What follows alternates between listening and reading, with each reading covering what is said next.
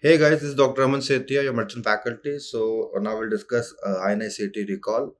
I know I'm a bit late, but I was little busy with my offline classes. So now this video, the whole purpose is like we have two more upcoming exams, that is FMG and NEET PG. So this video will be helpful for all the NEET PG candidate. For FMG candidates, I will say like just watch this video once, and if you don't want to study much about this, just mark it up and just there are, because these are topics like Henoch-Schönlein purpura, Kawasaki disease, PSVT, myocardial infarction, Hypokalemia. So these topics are overlapping topics which you can see in any exam.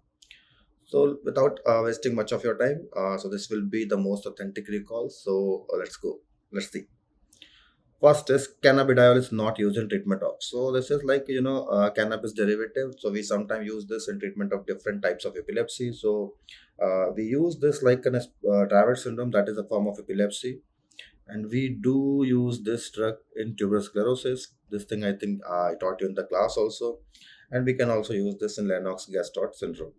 So what is like Rett syndrome? Rett syndrome is a form of autism, that is I can say more seen in girls. So this Rett syndrome is an X-linked dominant condition.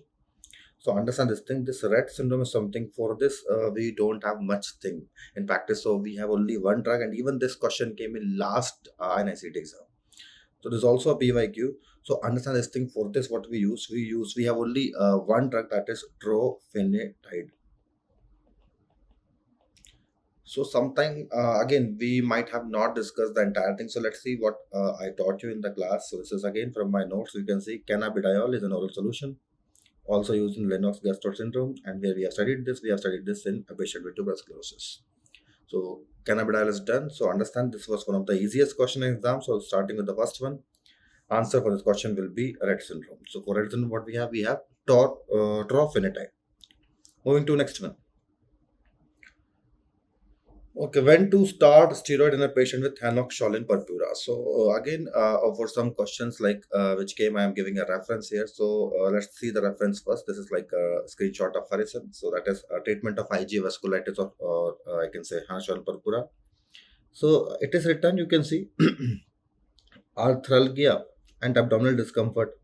So these are when glucocorticoids are required, prednisolone 1 mg per kg and tapered accordingly to clinical response has been shown useful in decreasing tissue edema, arthralgia in the treatment of skin or renal disease, and does not appear to be short on reduction of active disease. So this is the line. So understand this thing. Now we have arthritis is mentioned because remember, most patients they will have mild arthritis, that is self-limiting. Even skin rash, even though it's written severe, skin rash is also self-limiting. Now we are left with two confusing options: GI bleed, abdominal pain. So in Harrison, it is written it is abdominal discomfort. So you can not think this as a controversial question, because understand, I have seen this clearly from up to date. So there it is mentioned like severe abdominal pain. Severe abdominal pain is the indication to start steroid. In mild moderate abdominal pain, this is mostly self-lifting, or we can use antispasmodic drugs.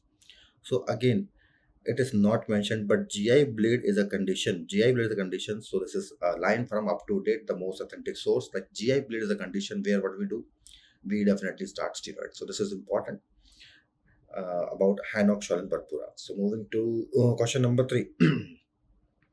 Following is not a feature of Kawasaki disease. Like we study a lot of this, like Kawasaki disease, or we call this mucocutaneous lymph node syndrome. So you can see less than a 5-year-old treatment will be IVIG. So I think we can use aspirin, risk of I can say aortic aneurysm, risk of MI, then cervical lymphadenopathy. But something like I told you before also, here you will see generally what a congested conjunctiva means. You can see patient will have congested conjunctiva. So it is, you can see the redness in the eye, but it is never purulent. So purulent conjunctivitis is something which we will not see. Do we see strawberry tongue? Answer is yes. Do we see polymorphic rash? Yes. And cervical lymphadenopathy is one of the classical findings that we see in all patients. So answer for this question will be purulent. So remember, we can see here, I can say congestive conjunctivitis, not purulent conjunctivitis. Moving to fourth question. Parvovirus B19 does not cause. So again, I'm giving you the reference from the Harrison. You can see, let's see what are the diseases. So you can see patient can develop erythema infectiosum, It can be polyarthropathy. It can cause transient aplastic crisis, like it can cause a plastic crisis in a patient with sickle cell anemia. Then sometimes it can destroy hematopoietic stem cell precursor which are producing RBCs. So what we call this pure red cell aplasia, and it can also cause hydrops vitalis. Then there are some uncommon manifestation like it can cause myocarditis, glomerulonephritis, sometimes some CNS manifestations. So understand this thing. Let's see the option now. Pure red cell aplasia is one of the classical feature that we see this condition with this virus. Hydrops vitalis also we see. Now coming to petechial rash. Petechial rash is a classical feature that we see in dengue patient. So this is like petechial rash with fever. This is the presentation of dengue fever. This rash is what we call this island of white and sea of red. So that type of rash you will see in dengue fever. So coming to transient aplastic crisis, does it cause? Answer is yes. So these three things are seen. Now let me show you the reference of horizon. So what we see, so it is highlighted already. When I was studying that time, I highlighted this. It is erythematous macular rash. It is macular rash that we see in the patient. Not we will not see petechial rash. So that's my answer for this question will be petechial rash with fever. Done. Moving to next one, let's see. Following is not true about febrile seizure. So this is again a question like which is more of a logic based. So let's see the option. 54% recurrence rates in febrile seizure. What we give benzodiazepine, we give paracetamol. So most patient understand they will respond to like SOS basis. We can use benzodiazepines whenever patient having seizures. Otherwise, we give PCM. And I have seen like many patient even the response with PCM alone. So recurrence rate in this seizure is not that high. So that is something which is I'll take this option under consideration. Let me see the other one. Seen in patient with 6 months to 5 years. That is true. It is called simple, like when it is less than 15 minutes and one episode in 24. That's also a true statement. So these two are ruled out. No need for long-term antiepileptic. That is also true. Actually, in this we give treatment whenever needed on SOS basis. So again, that's also a correct statement. So remember, in febrile seizure, the recurrent rate is not that high. In fact, it is like having very less recurrence rate. So that is why answer for the question they're asking you not true about febrile seizure. Moving to next one. Patient with the neck swelling. So let me see this neck swelling. First hint in the MCQ, we are getting neck swelling. Compression of trachea. So means there may be something in the neck area that is compressing the trachea, esophagus, something also compressing in the esophagus.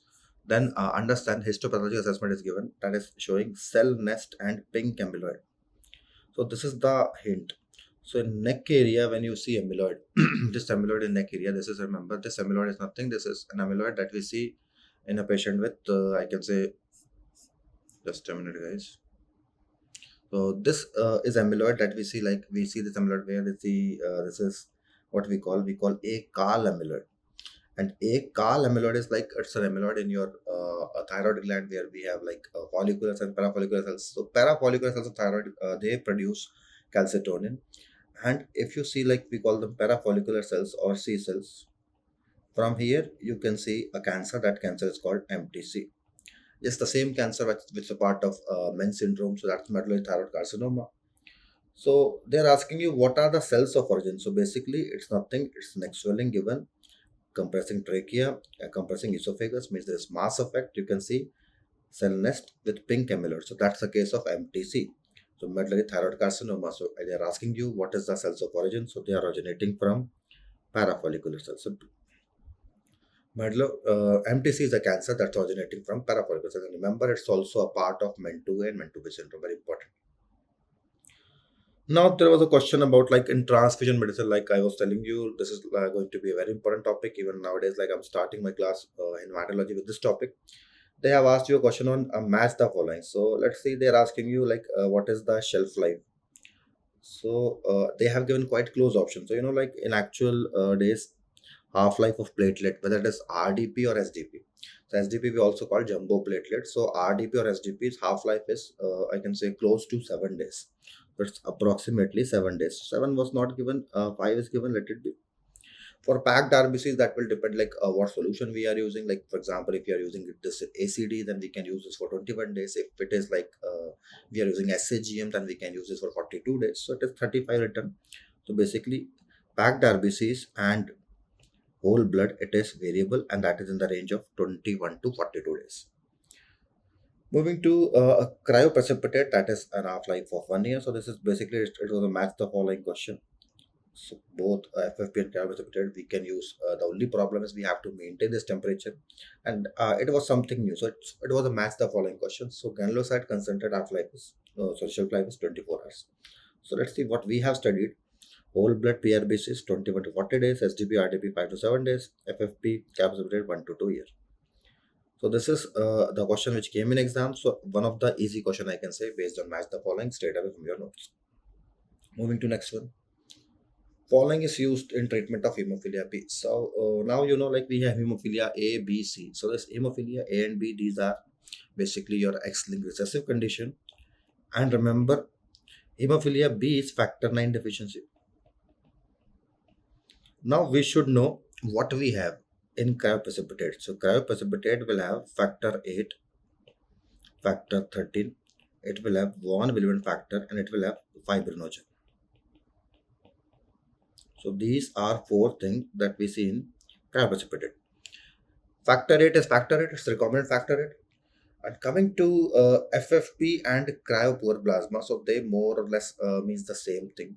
So in these two things, you can see we have multiple clotting factors. Means we don't know which clotting factors, but there are multiple. Maybe some of these clotting factors are now in a dead state, but they are. So in FFP cryoprecipitate, what we will see, you will see in cryopoor plasma, you will see multiple clotting factors. But cryoprecipitate is ultra filtered product. In ultra filtered product, you will get selective clotting factors. So here we have multiple clotting factors. Now tell me where you will use cryoprecipitate. I'm not telling the answer right now. Understand this thing. Cryoprecipitate we can use in a patient with factor 8 deficiency. That is hemophilia A. We can use this in factor 13 deficiency, which is very rare. We can use this in von Willebrand disease, and we can use this in afibrinogenemia. So understand, hemophilia A, that is factor 8 deficiency, factor 13 deficiency, von Willebrand disease, afibrinogenemia. So these are four conditions where we can use cryoprecipitate. Factor 8 definitely we are using where in hemophilia A, that is classical hemophilia. But when you say about hemophilia B or any other disorders, or I can say in a patient with warfarin toxicity, in that case we will use a product which will have many clotting factors. So it was a multiple answer to be selected in question. So answer for this question was A and D, more or less same thing, right? So it was a multiple. We have to select all that apply question. So understand FFP, cryoplasma. These are two things which we can use in hemophilia B. Then with this answer will be A and D.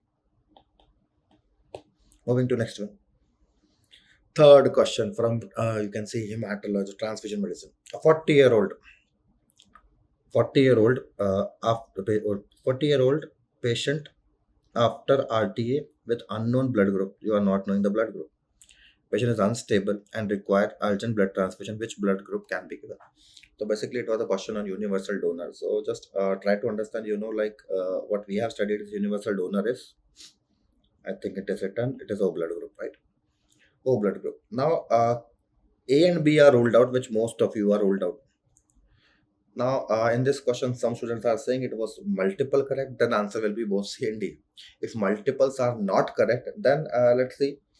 Considering the fact, like if it is O negative, O negative, that is devoid of any antigen. So there are no antigens. So that becomes a better blood group for that reason.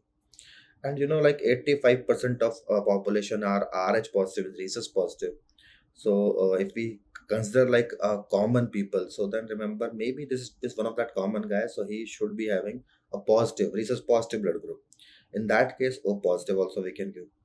But when we talk about transfusion medicine, if you have to choose single answer, so understand this thing, most of the population are positive, so we can use this. And when say most of the population, like if you don't want any sort of reaction, in that case O negative is preferred. So if both are given, then both could be the answer. But I did research in this question, and I've seen some articles. It was again a topic where you should understand.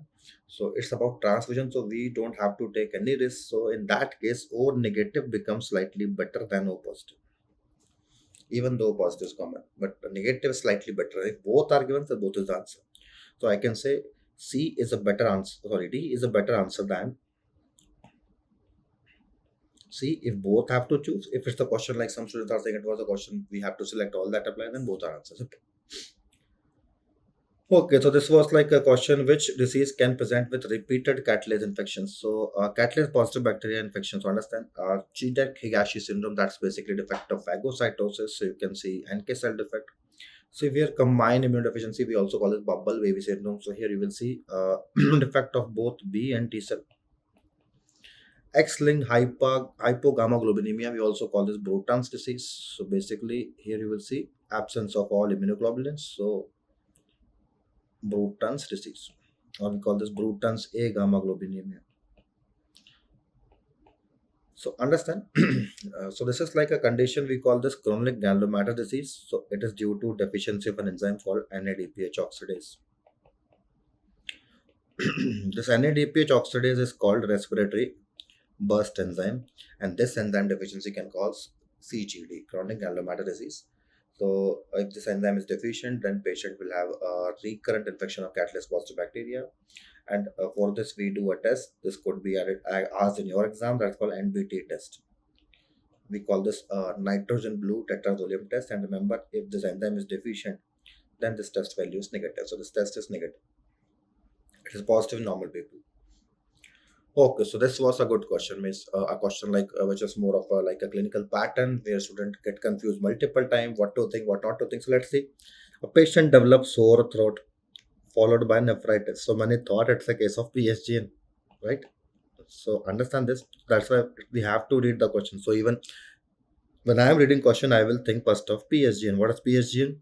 Post glomerulonephritis. Then they have written he is taking antibiotics.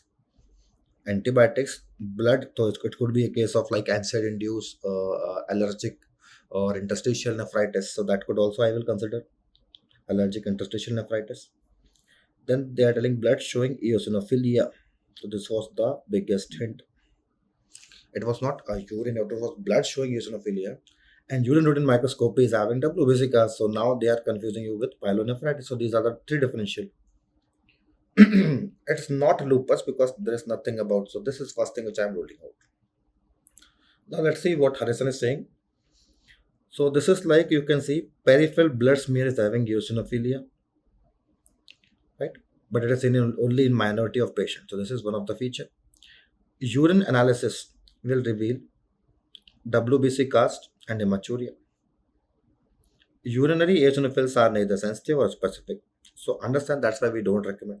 So this is a case that we call allergic interstitial nephritis, where you can see feature of both. I can say mixed feature, like glomerulonephritis and pyelonephritis feature. So just by seeing WBC cast, we should not mark the answer pyelonephritis. We should also see, because in chronic, what you will see thyroidization. You can see U-shaped scar. You can see asymmetrical kidney. Similarly, in chronic glomerulonephritis, you will see more of like features like you will see azotemia. Then you can see hematuria. That's a definite thing. You can see RBC cast. So that is not mentioned. So you can see first hint is blood eosinophilia and WBC cast. So it's a case of interstitial nephritis. So answer will be D. Not a feature of GCP deficiency. Again, this was the first line. Only boys. X-linked recessive condition. So males and females are affected. No, they are not equally affected. So answer is this is the answer. This is the answer. Sorry, not a feature they're asking. So do we see oxidative stress? Yes. So what we see triggers are oxidative stress. So this is like straightforward question. Can we see absence of NADPH? Yes. This is absence. That's why I understand. That's why you can see there is no production of glutathione, and when there is no production of glutathione, there is a chance of many oxidative injury. And when hemoglobin precipitated inside the RBCs, so this is hemoglobin. You can see hemoglobin is precipitating within RBCs. What we call this Heinz bodies. For this, we need supravital stain. And sometimes what happens, macrophage will take a bite. So what we call this bite cells.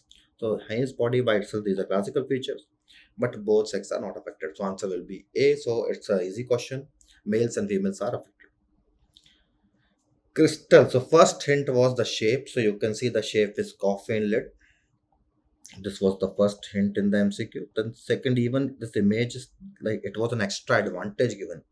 It was mentioned precipitate in a pH of 8.4, means crystal that precipitate at a pH of 8.4. So without any doubt, calcium oxalate will not precipitate here.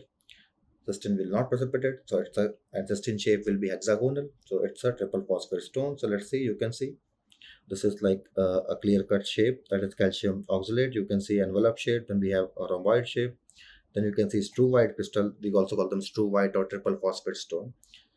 Then it was a last year NET PG question like ammonium urate stone. So these are some of the stone shape that they ask in exam, and these are some extra fact which I told you about renal stones. So remember, it's a case of triple phosphate stone.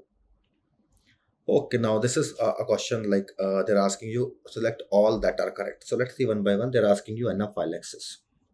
Even in this question, they have not asked about any diagnostic criteria. They're asking you symptom, just symptom.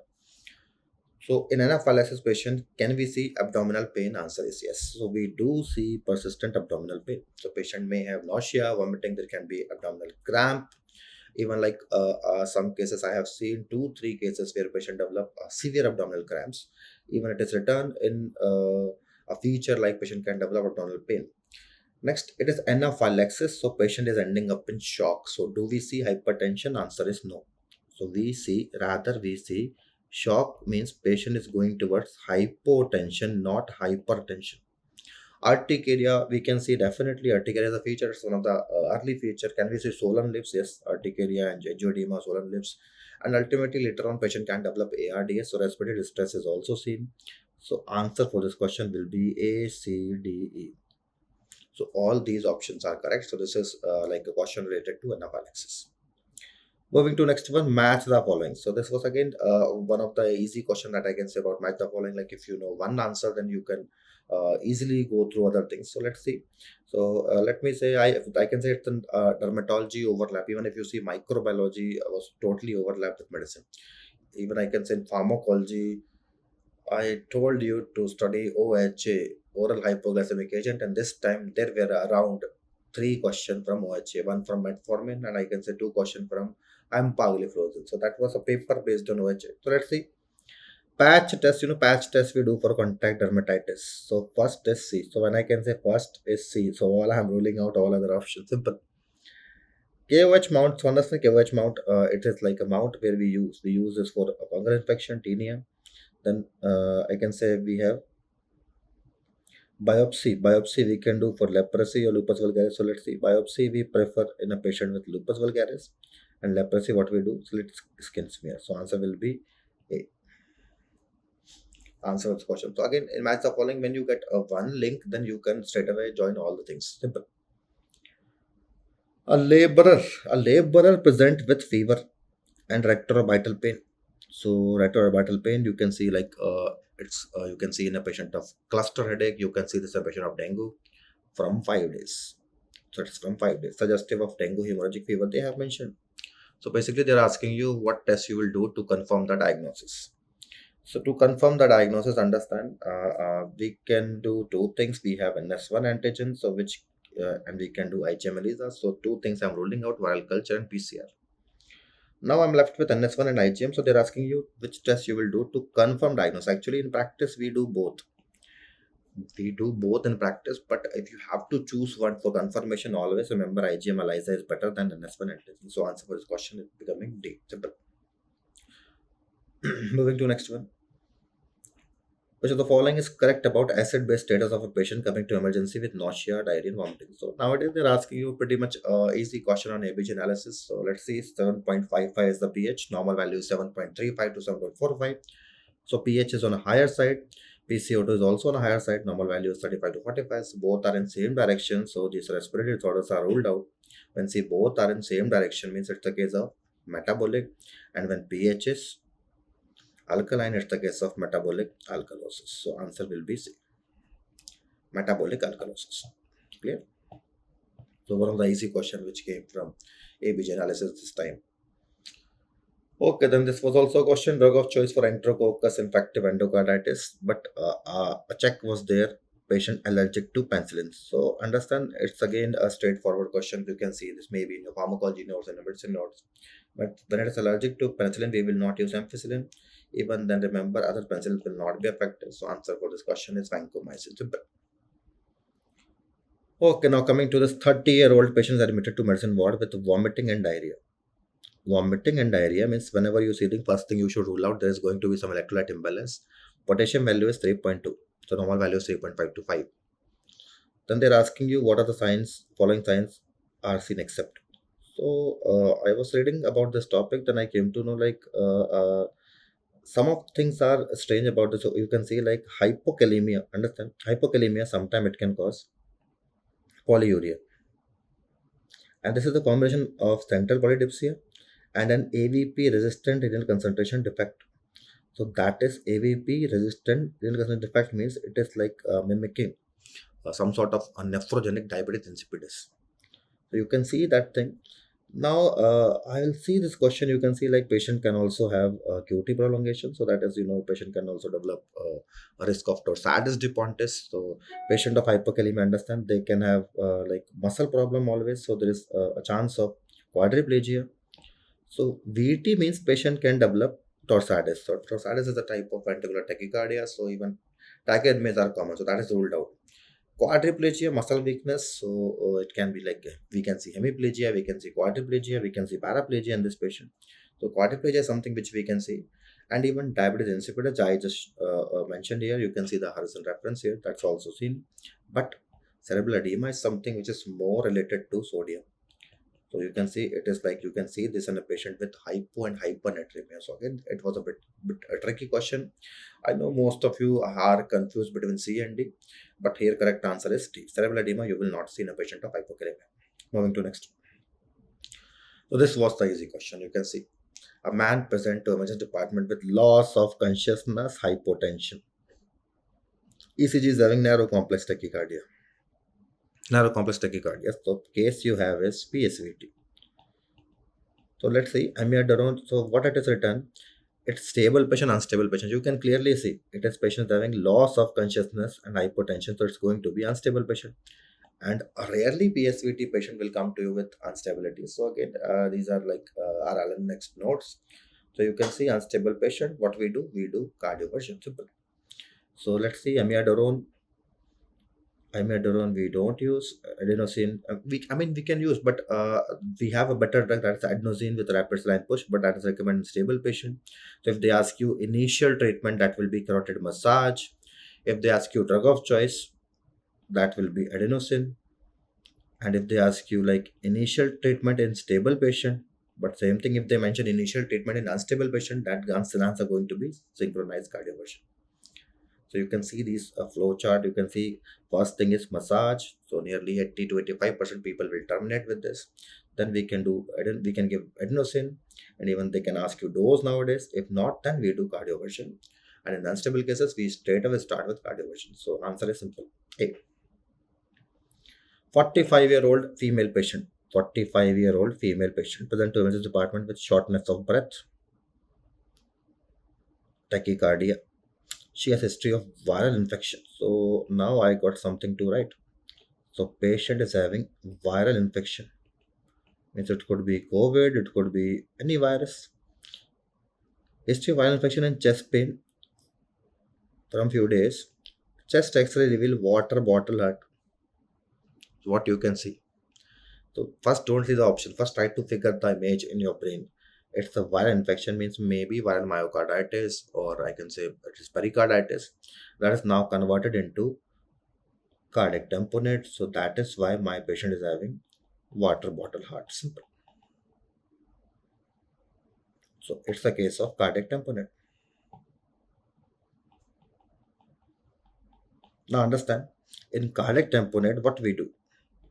So let's see, do we see pulsus paradoxus? Pulsus paradoxus is one of the classical feature that we see in cardiac tamponade. And treatment of choice, if you diagnose it early, it's emergency pericardiocentesis. And in you can see diastolic collapse of ventricle. That is also true. We will see diastolic collapse. Do we see loud S1? Answer is no, because here due to accumulation of fluid surrounding the heart, what we see soft S1. We don't see loud S1. So answer will be loud S1. That is not C. Simple. So let's see. You can see acute complication, most common is idiopathic. You can see big striate, then you can see money bag, low voltage ECG, prominent X descent, and heart sound are muffled or soft.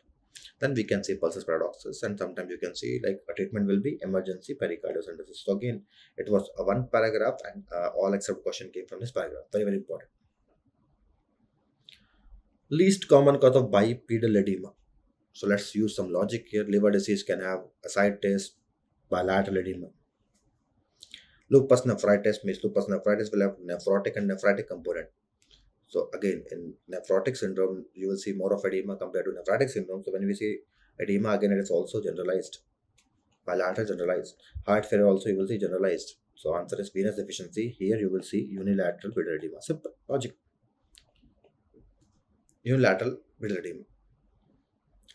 Okay, now this was the I can say one of the easiest question in exam that came. So 45-year-old man present to OPD with proximal muscle weakness. So when we see proximal muscle weakness, we start thinking of dermatomyositis polymer. But read the question: purple stretch mark, obesity, easy bruising. So classical case of Cushing.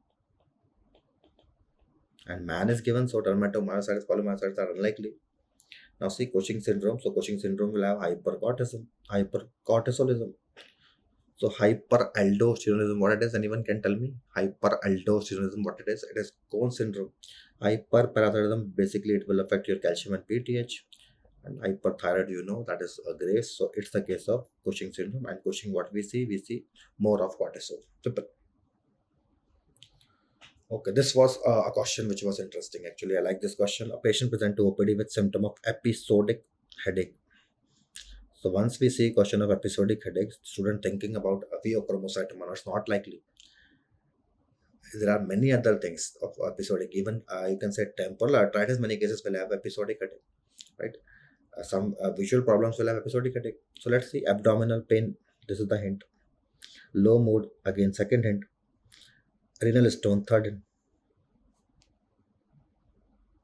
Groans, moans, right? Heard about this mnemonic? Stones, groans, psychotic moans. So it's the case of hyperparathyroidism. It's the case of hyperparathyroidism. And weight loss. Let's see, serum calcium is low and PTH is high. Now this is something which is tricky. In you can see serum calcium is low here. So in primary hyperparathyroidism, understand this thing. It is something where serum calcium and PTH, you can see calcium is also high. So understand this thing. In primary, what you will see in primary hyperparathyroidism, you will not to see like patient will have more calcium and patient will have more PTH. Catecholamines and pheochromocytes. So just seeing episodic headache, you cannot say it as answer because there are no other way. It's the case of hyperparathyroidism. We have to see it's primary or secondary. So more likely I can say it as secondary. So in secondary, what you will see in secondary hyperparathyroidism, you will see patient will have low calcium and increased PTH. And these are generally patient with CKD. It is seen in a patient with CKD. So we have some terms like we call this metabolic bone disease, a dynamic bone disease. So let's see thyroid, no points. So it is basically CKD induced bone and mineral defect. So that is the answer for this question.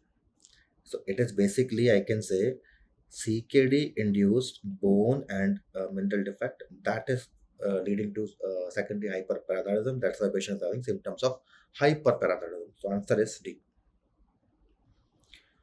All are the following are diagnostic criteria of DK. So DK diagnosis, what we need all three features, means diabetic range sugar, we need kidney bodies, we need acidosis, right?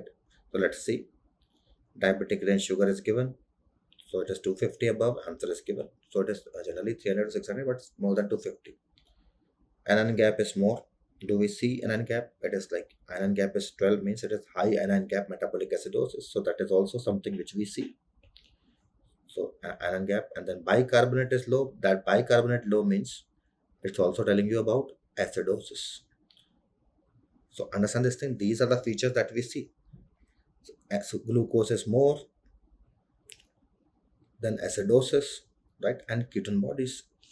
Acidosis means which you can predict by I can say acidosis you can predict by either increase in Kidney bodies formation or low bicarbonate. Serum potassium level is not seen, not it is seen in patient, but not in all patients. Second, it's not under diagnostic criteria. So again, so answer for this question will be they're asking you accept. So answer will be serum potassium. Simple. Moving to next one, which is correct about CPR. So again, this was like an emergency medicine, easy question that came in exam. Chest compression at the rate of 100 to 120. That is true. Then they've asked you about chest compression of 3 to 4 centimeter. Actually, what we do 5 to 6 centimeter. So this was a question. Correct of APR. Except question was all except. Allow complete chest recoil. This is also true. One side said that's also true. So it is compression of 5 to 6 centimeter, not 3 to 4 centimeter. So answer will be B.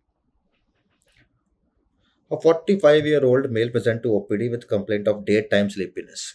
Daytime sleepiness. His wife report that he snores at night. Snoring. So case of OSA, obstructive sleep apnea. Let's see the option. Increased tone of pharyngeal muscle versus obstruction. What is happening here? Understand actually muscle, pharyngeal muscle tone is decrease in this patient. So that is a statement which I need to consider. Fall of oxygen saturation triggers waking up at night. That is actually true. They're asking incorrect. When saturation pressure will fall, that can triggers awakening because patient is having hypoxia. It can build acidosis in the body. Episodes of apnea can increase stress on heart, and even I can say the cause of death in these patients is heart failure because these recurrent episodes of apnea, hypopnea, this can put a lot of stress on your heart. Low oxygen stimulate respiratory effort. That is true. When we have hypoxia, then only we try to make some effort. So muscle tone is not increased; it is rather decreased. So answer will be A. Okay, calculate anion gap in a patient. So lab values are given. Let's see sodium. So sodium means 135 minus, then you can see negative ion, bicarbonate and 92 plus 12. So this is how we calculate anion gap. So let's see once again. 135 minus chloride ion 92 plus bicarbonate 12. So if you do this calculation, 135 minus 224, then we have 104. So if you do the subtraction means 135 minus 104. So this is coming like 121. So even it's more than 12. So you can see more than 12. It's a case of high anion gap metabolic acidosis, HAGMA. Right. So even suppose these two are not the answer because compensation mechanism, we have to see all the values. So you can clearly see they are asking you to calculate anion gap. So it's a case of high anion gap metabolic acidosis. Which will be most effective step in managing? So I have given you a reference of those things where you think question is controversial. So that's why I have written the reference of Harrison, and somewhere I'm using reference of my notes. So that's, let's see. What will be most effective step in managing a 55-year-old male with chronic alcoholism who present with vomiting, seizures, altered sensorium, and hypotension? Vomiting, seizures, altered sensorium, hypotension. Doctors gave PPI but no relief. Ultrasound is having small liver with coarse liquid texture, mild portal wind dilation. So understand this thing. It's a case of CLD. And now patient is having vomiting. Let me highlight this: vomiting, seizures, altered sensorium, hypotension. So CLD converting into hepatic encephalopathy.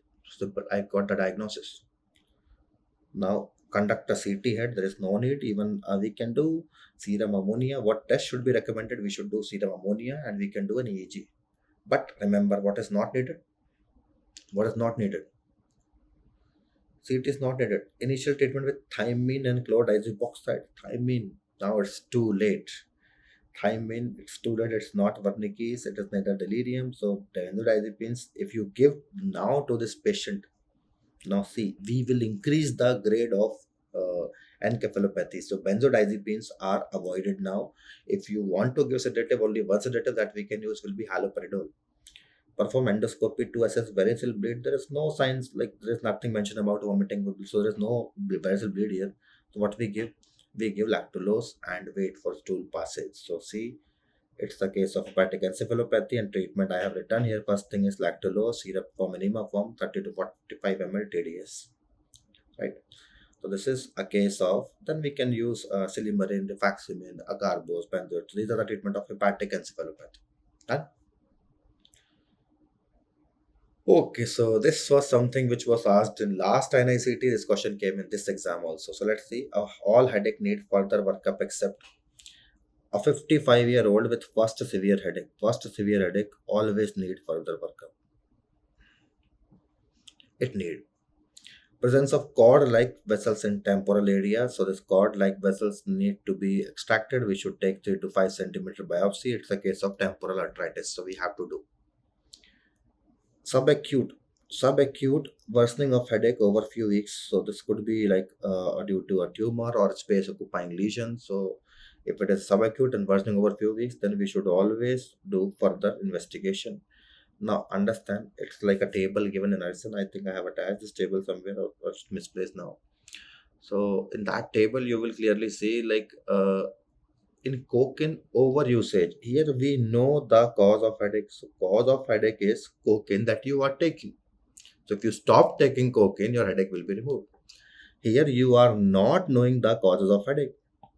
You are not knowing the causes here. You are not knowing the causes here.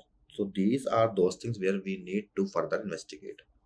So that's why answer for this question is, we do further workup in those headache where maybe some impending factors, some dangerous illness which we are not knowing.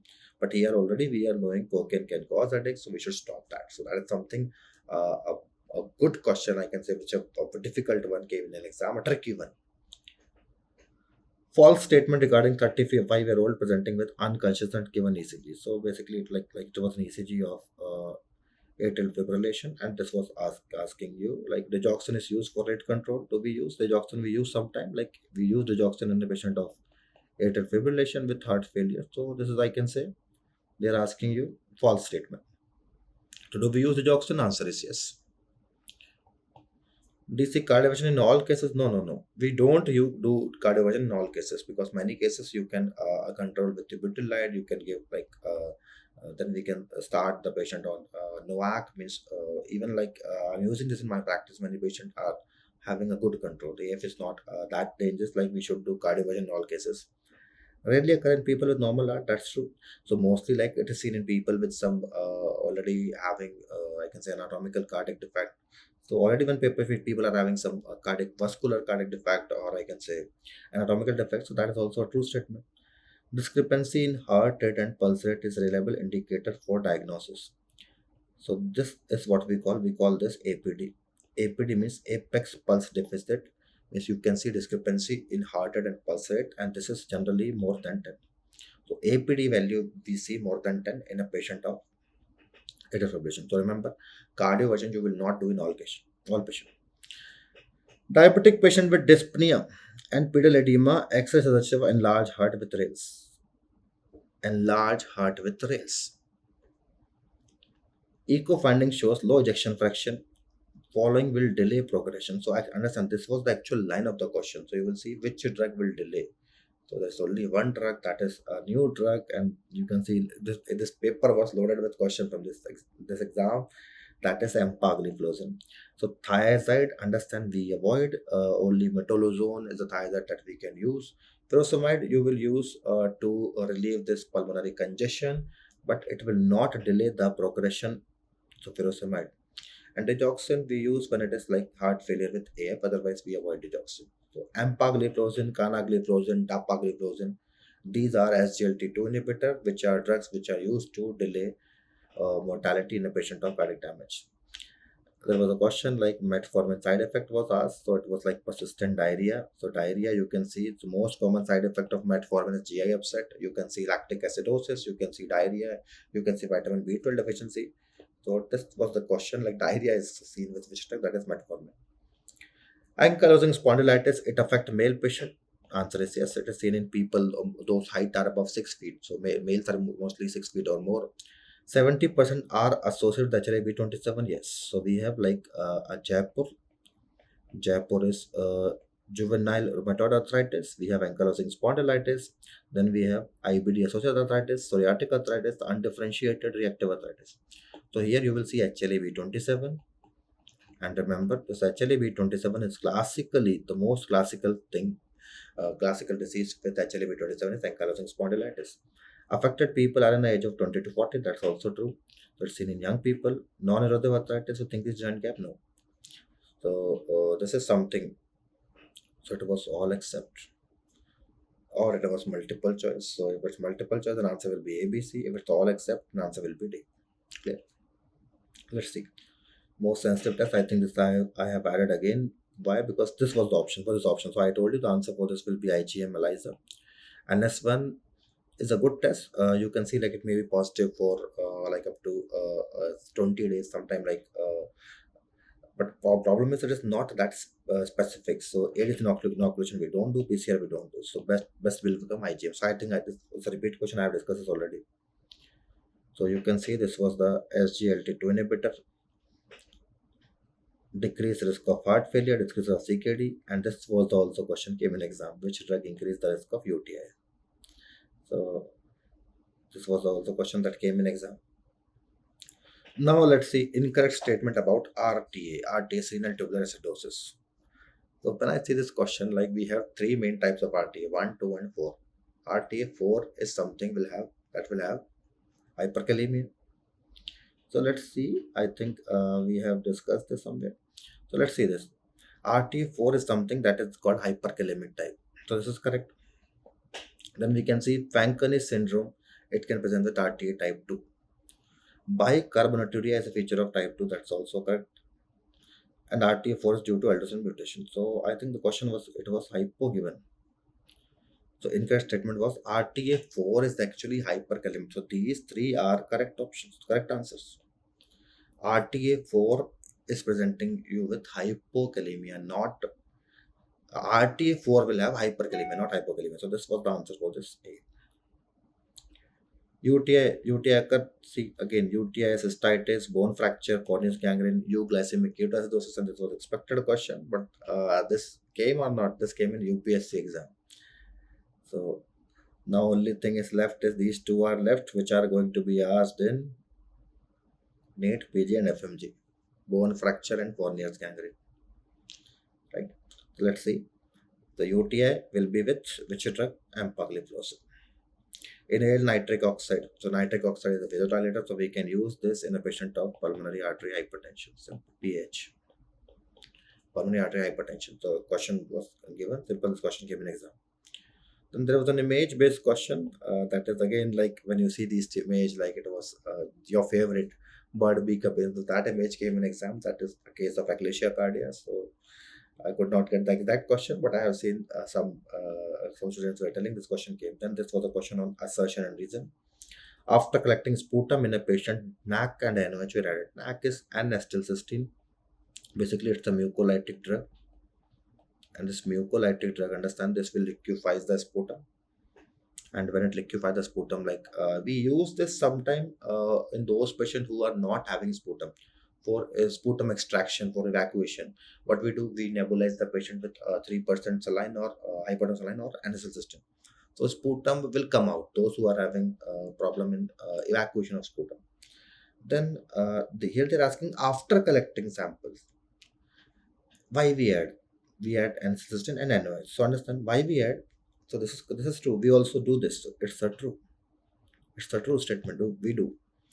N-acetylcysteine kills commensal and NOH makes secretion thin. So actually it is opposite. Actually it is opposite. When N-acetylcysteine will make secretion thin. This is something which will liquefies, right? It will make secretion thin. So N-acetylcysteine is something which will make secretion thin. And NaOH is the something. This NaOH is something which will kills commensal. So understand this thing. Assertion is true, but reason is false. Reason is opposite. Is it clear?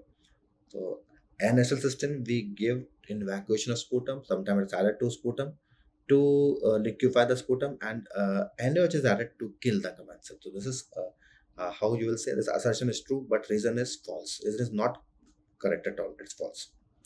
So this was our discussion of INI-CET. I hope you enjoyed this. See you again with some more videos. Thank you. Bye.